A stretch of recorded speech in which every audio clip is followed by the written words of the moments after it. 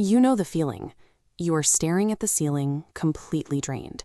You just spent an hour on the phone doing nothing but listening to someone complain about a problem they absolutely refuse to fix. You are likely dealing with a loop drainer. These are individuals who do not want a solution.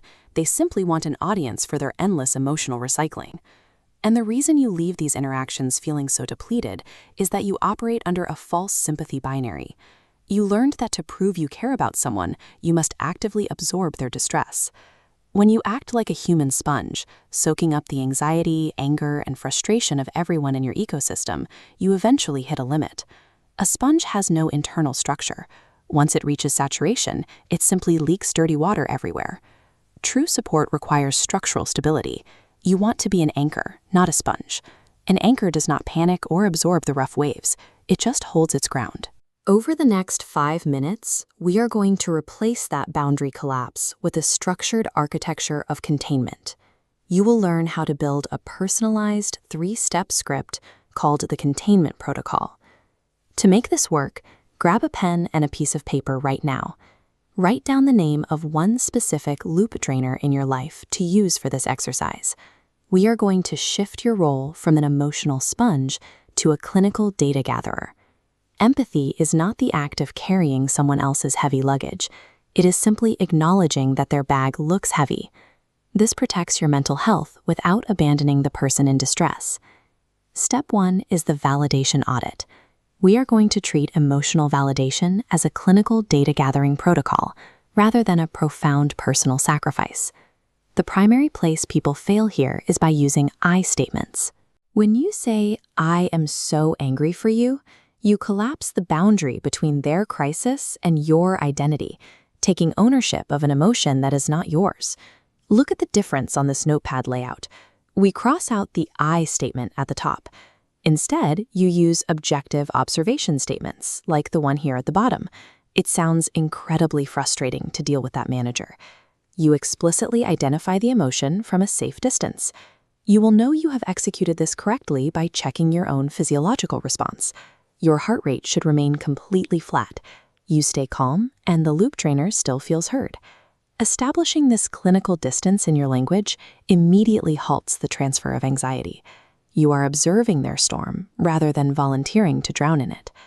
Step 2 is the loop interruption. You deploy this the exact moment you hear the loop drainer repeat the same complaint for the 3rd time in a single conversation.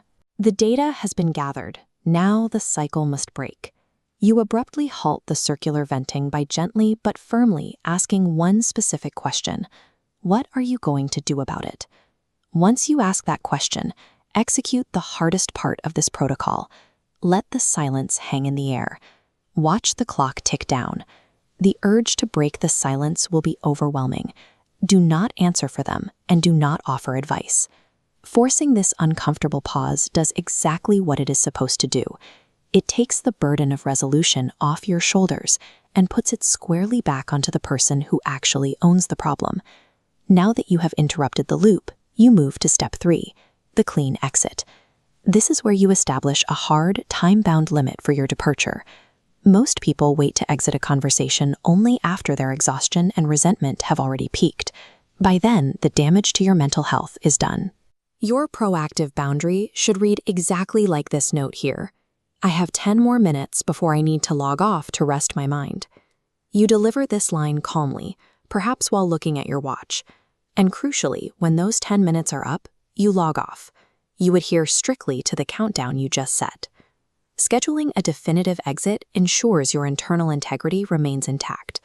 You depart the interaction before frustration builds, preventing a single conversation from permanently damaging your relationship with that person. Look at the piece of paper in front of you. You now have a complete, customized 3-step script ready for the next time that specific person calls you. The first time you execute this protocol, it is going to feel incredibly uncomfortable. Your mind will try to convince you that you are being selfish or that you are actively abandoning your friend in their time of need. But jumping into the mud with someone struggling does not save them. It leaves both of you dirty, sinking, and helpless against the current. The true purpose of this framework is to maintain your position on solid ground. You have to be willing to let them struggle for a little while, so you actually have a strong hand to offer when they are finally ready to climb out. When you stop confusing your identity with their crisis, you protect your capacity to care. Executing the containment protocol takes you from being an exhausted, saturated sponge and turns you into a reliable, unshakable anchor.